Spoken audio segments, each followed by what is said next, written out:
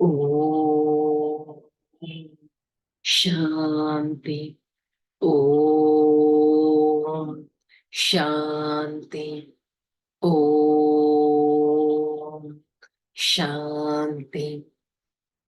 ఓం శాంతి. నేను ఆత్మ దాతా పిల్లవాడిని, మహాదానిని, దయార్థ హృదయుడను, సేవాదారి ఆత్మను, భాగ్యశాలి ఆత్మను. ఈ క్షణం ఆత్మనైన నేను దాత, నా ప్రియమైన తండ్రి వారి సన్ముఖంలో ఈ జ్ఞాన మురళిని వింటున్నట్టు అనుభవం చేసుకుంటాను. ఓం శాంతి. ఓం శాంతి. మురళీ డేట్ 28/4/2024. అవ్యక్త BapDada Murali. Revise date 23/10/1999. So 1999 October 23rd Murali. So అక్టోబర్లో ఫస్ట్ వచ్చిన మిలనం 1999లో. సో ఫస్ట్ ఎప్పుడు ఫారెనర్స్ కి ఛాన్స్ ఇస్తారు కదా, సో స్పెషల్ గా డబుల్ ఫారెనర్స్ వచ్చినప్పుడు వినిపించిన మురళిది. హెడ్డింగ్ సమయం యొక్క పిలుపు అనగా దాతగా అవ్వండి. ఈరోజు పరమాత్మ సమయం దేన్ని పిలుస్తుంది? డే బై డే పరిస్థితులు, సమయం మారుతుంది కదా, మరి ఆ సమయం అనుసారంగా ఎలా అవ్వాలి? దాతగా అవ్వాలి అని చెప్తున్నారు.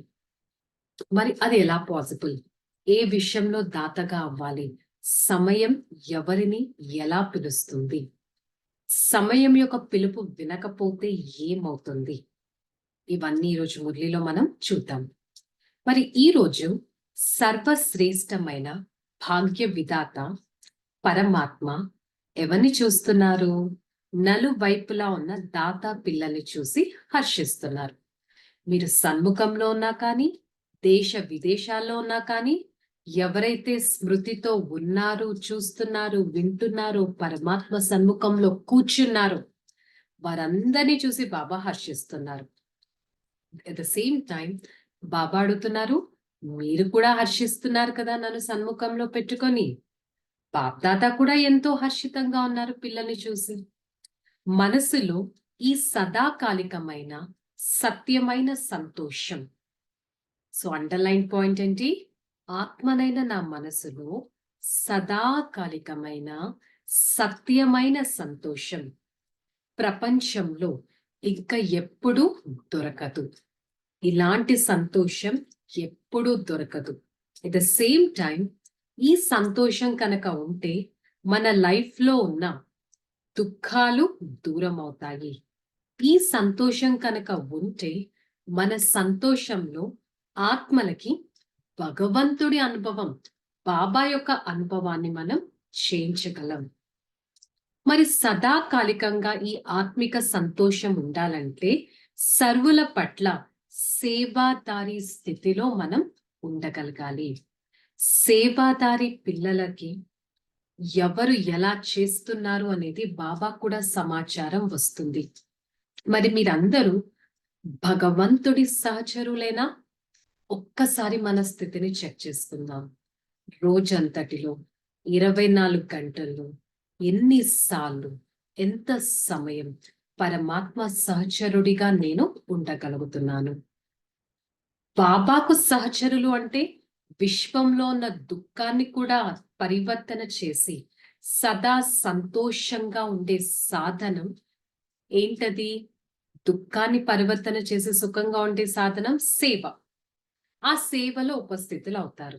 మీరు నేను భగవంతుడికి సహచరుణ్ణి అని భావిస్తే, సేవ అంటే ఏ 4 గంటలో, 6 గంటలో, 8 గంటలో కాదు. ప్రతి సెకండ్ నేను ఆత్మ సేవ అనే స్టేజ్ పైన నిల్చుని పాత్రను చేస్తున్నాను. నేను ఆత్మ పరమాత్మని సహచరుణ్ణి. ఈ విధంగా భావించాలి. స్మృతి నిరంతరమైనది. అనుక్షణం స్మృతి చేయాలి. అలాగే సేవ కూడా నిరంతరంగా చేయాలి. మిమ్మల్ని మీరు నేను ఆత్మ నిరంతర సేవాధారిని అని భావిస్తున్నారా? లేక నేను ఆత్మ 8-9 గంటల సేవ చేస్తాను, అరగంట సేవాదారిని ఈ విధంగా అయితే లేరు కదా. ప్రతి శ్వాసలో, ప్రతి సెకండ్లో స్మృతి, సేవ ఇమర్జ్ అయి ఉండాలి. సేవ కోసం సపరేట్ టైం ఇవ్వడం కాదు, స్మృతి కోసం సపరేట్ టైం ఇవ్వడం కాదు. 100% నేను సేవాదారిని అంటే 100% స్మృతి కూడా ఎంతగానో చేయడం ఇంపార్టెంట్. స్మృతి, సేవ రెండిటి బ్యాలెన్స్ పెట్టడం చాలా ఇంపార్టెంట్. రెండు సమానంగా ఉండగలగాలి.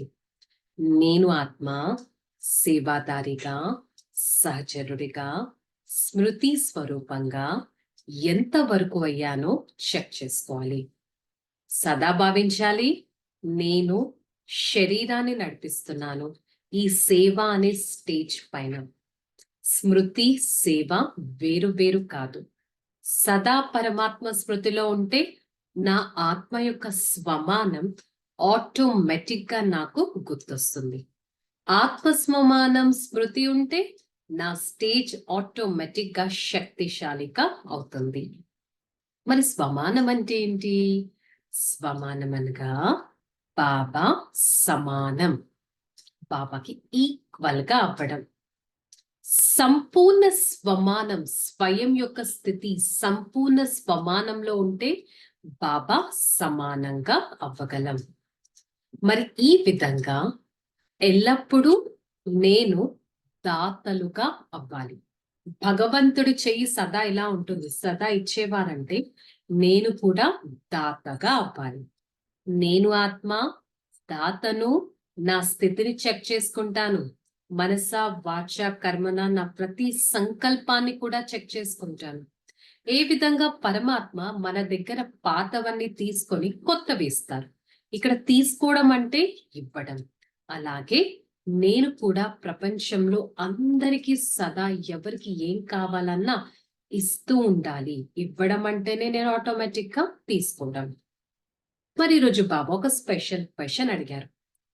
పిల్లలు సమయం యొక్క పిలుపును వింటున్నారా? ఇది బాబా చూస్తున్నారు. సమయం మనం ఎలా అవ్వాలి అనే పిలుపునిస్తుంది. విశ్వం కోసం, సేవ కోసం మీరు సహచరుగా అయ్యారు. కానీ సమయం యొక్క పిలుపు మీలో కనిపిస్తుందా అని బాబా చూస్తున్నారు. అసలు సమయం యొక్క పిలుపు ఏమిటి అన్నది మీకు అసలు అర్థమైందా? ఒక్కసారి ఆలోచించండి. బాగా భాషణ చేస్తున్నారు, పాయింట్స్ చెప్తున్నారు, కానీ సమయం యొక్క సెన్సిటివిటీ దేన్ని దగ్గరికి తీస్తుంది అనేది చెక్ చేసుకోవాలి. సమయం దేన్ని పిలుస్తుంది? దాతగా అవ్వండి అని పిలుస్తుంది. సో అనుక్షణం మీ దాత తనపు స్మృతిని గుర్తు పెట్టుకోండి. నేను ఆత్మ ప్రతి ఒక్కరి పట్ల దాత భావన ఉంచుతాను. దాత ఎల్లప్పుడూ అనంతమైన వృత్తి, డిటాచ్డ్ స్టేజ్ లోనే ఉంటారు. దాత సంపన్నంగా ఉంటాడు. దాత సంతోషంగా ఉంటాడు. దాత నిండుగా ఉంటాడు. నేను ఆత్మ మాస్టర్ సాగరుని. హద్దులోని నా సంస్కారాలు ఏవైతే ఉన్నాయో వాటిని మర్జ్ చేసేసి నా దాత తనపు స్మృతిలోనే ఇమర్జ్ అవుతాను.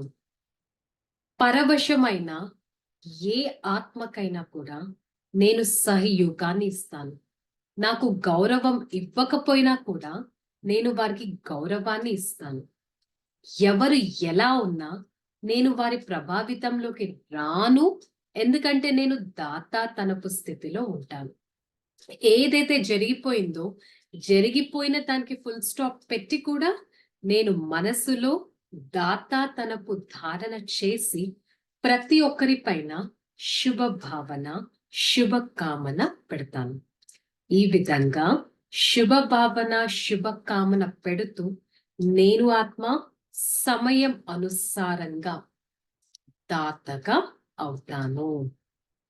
మరి లౌకికంలో ఎలాగైతే కొందరు 8 గంటలు ఆఫీస్ వర్క్ చేస్తారు, 10 గంటలు చేస్తారు.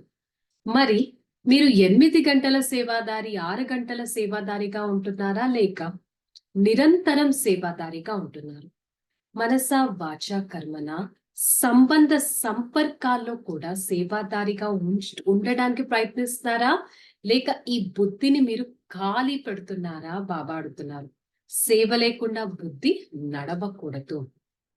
మీరు స్టార్టింగ్ లో ఉన్నప్పుడు ఒక ప్రతిజ్ఞ చేశారు కదా, బాబా మీతోనే ఉంటాం, మీతోనే పడుకుంటాం, మీతోనే తింటాం అని ఈ విధంగా చేశారు కదా. మరి మీరు చేసిన ప్రామిస్ మీకు గుర్తుందా? అందుకని శ్రమతో అటెన్షన్ పెట్టండి. నేను ఆత్మ దాతను. ప్రతిక్షణం స్మృతి అనేది ఎంతగా మనలో ఇమర్జ్ అయిపోవాలంటే ఇంకా ఆటోమేటిక్ గా సేవ ఆటోమేటిక్ గా వచ్చేయాలి. సో మళ్ళీ బాబా అడుగుతున్నారు, ఏం విన్నారు? సమయం యొక్క పిలుపేంటో అర్థమైందా మీకు? దాతగా అవ్వడం. ఇప్పుడు దాతగా అవ్వడం ఎంతో అవసరం. విశ్వంలో ఆత్మలు ఆకలితో, భయంతో, దుఃఖంతో పిలుస్తున్నారు. ఓ ఇష్ట దేవతల్లారా నన్ను రక్షించండి, నా పైన కృప చూపించండి అని పిలుస్తున్నారు. మీ అందరికీ ఆ ఆత్మల పిలుపు అసలు వినిపిస్తుందా? సమయం యొక్క పిలుపు మీకు వినిపిస్తుందా? దాత భావన కాని ఇమర్జ్ చేసుకున్నట్టయితే ప్రతి ఒక్కరి భావన మీకు వినిపిస్తుంది. సమయం యొక్క పిలుపు వినిపిస్తుంది. వారికి నేను ఒక ఇష్ట దేవి ఆత్మగా అయ్యి, దాతలుగా అయ్యి వారిపైన ఎంతగానో శుభ భావన పెట్టగలగాలి. మరి ఈ విధంగా అనుక్షణం తండ్రితో కనెక్షన్ జోడించినట్లయితే నేను ఆత్మ అనుక్షణం పూర్తి వారసత్వాన్ని తీసుకోగలను. మరి నేనెవరని? పరమాత్మ వారసత్వానికి అధికారి పిల్లవాడిని. అంతేకాని 60 సంవత్సరాల నుంచి జ్ఞానంలో నడిచే వాళ్ళే వారసులు, 1 మంత్ నడిచే వాళ్ళు తక్కువ వారసత్వం కాదు. బాబా అందరికీ ఒకటే కోర్స్ వినిపించారు. అందరికీ ఒకటే పురుషార్థం చేస్తున్నారు.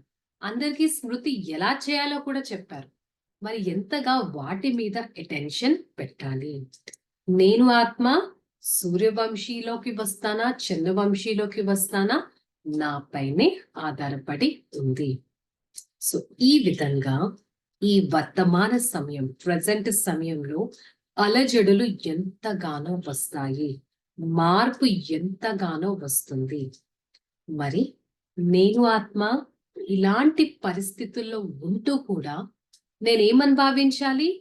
నేను బ్రాహ్మణ కల్చర్ కి సంబంధించిన వారిని, బ్రాహ్మణ పద్ధతులు పాటించే వారిని అని భావించాలి. అలా భావిస్తే నాకు ఎప్పుడు ఏ కష్టం వేయదు. సదా నేను సంతోషంగా ఉంటాను. సో బాబాకి కొంతమంది పిల్లల్ని చూస్తే నవ్వు కూడా వస్తూ ఉంటుంది. పిల్లలు సాకులు చెప్తూ ఉంటారు.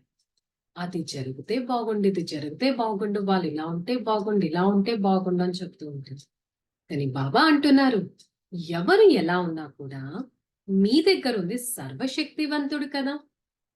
మరి మీరు ఎంతవరకు దాతగా అయ్యారు? ఇప్పుడు దాది దీదీల వద్దకి వస్తూ ఉంటారు, మాకు ఈ సహాయం ఇవ్వండి అని. బాబా ఒకటి అడుగుతున్నారు, దాది దీదీలకు కానీ ఇంకెవరైనా స్పెషల్ ఆత్మలకు కానీ వేరే 7 days కోర్స్ అయినా డిఫరెంట్ గా ఉందా? ఇదే కదా. మరి మీరెందుకు మీ శక్తిని గ్రహించటం లేదు అని చెప్తున్నారు. ఈ విధంగా నలువైపులా ఉన్న సర్వశ్రేష్ఠ బాబా సమానంగా అయ్యే దాత భావన ఉంచిన పిల్లలకి, శ్రేష్ఠ ఆత్మలకి, నిరంతరం స్మృతి మరియు సేవా భావన ఉంచే వారికి, సదా లక్షణాలను ఈక్వల్ గా పెట్టే పిల్లలకి, బాబా సమానంగా అయ్యే పిల్లలకి, సమీపంగా వచ్చే పిల్లలకి, మాస్టర్ క్షమా సాగరులైన పిల్లలకి బాబా పూజని ప్రియ స్మృతులు మరియు నమస్తే చెప్తున్నారు.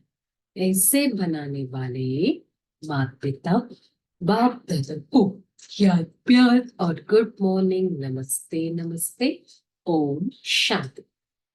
వరదానం. హృదయంలో ఒక్క హృదయాభిరాముణ్ణి ఇముడ్చుకొని ఒక్కరితో సర్వ సంబంధాల అనుభూతిని జోడించేవారు సంతుష్ట ఆత్మలు. జ్ఞానాన్ని ఇముడ్చుకునే స్థానం బుద్ధి. కానీ ప్రియుడు పరమాత్మని ఇముడ్చుకునే స్థానం హృదయం. సో ఆ హృదయంలో హృదయాభిరాముణ్ణి ఇముడ్చుకోగలగాలి. హృదయాభిరాముడు కనుక మన హృదయంలో ఉన్నట్టయితే నేను సదా సేవ చేస్తాను, స్మృతి చేస్తాను, తక్కువ శ్రమలో నాకు ఎక్కువ లాభం లభిస్తుంది. హృదయాభిరాముడు కనుక ఉంటే నేను సదా సంతుష్టంగా ఉంటాను. సర్వ అనుభూతులు ఒక్క పరమాత్మతో, సర్వ సంబంధాలు ఒక్క పరమాత్మతో అనుభూతి చేసుకుంటాను. స్లోగన్: అమృత్ వేళల్లో స్పష్టమైన బుద్ధి కలవారిగా కూర్చున్నట్లయితే సేవ యొక్క కొత్త విధులు టచ్ అవుతూ ఉంటాయి. సో నేను ఆత్మ ఈ మురళి యొక్క హోంవర్క్ తీసుకుంటాను. నేను సదా నా దాతా స్థితిలో ఉంటాను. ఎవరి దగ్గరికి వెళ్ళినా, ఎవరి కంపానియన్షిప్ లోకి వెళ్ళినా, ఎవరికి ఏం కావాలో అది ఇవ్వడానికే ప్రయత్నిస్తాను. సంతోషం ఇవ్వాలన్నా, సుఖాన్ని ఇవ్వాలన్నా, సహనం ఇవ్వాలన్నా, శక్తులు ఇవ్వాలన్నా, గుణాలు ఇవ్వాలన్నా, మనుషులు ఎలా ఉన్నా నాకు రెస్పెక్ట్ ఇచ్చినా ఇవ్వకపోయినా, మాట విన్నా వినకపోయినా, ఆజ్ఞాకారిగా ఉండినా ఉండకపోయినా, నేను మాత్రం ప్రతి ఒక్కరి పైన శుభ భావన, శుభకామనని ఉంచుతాను. రిలాక్స్.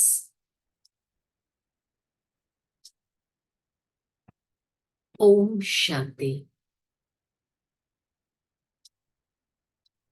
నేను ఆత్మ మాస్టర్ దాతను.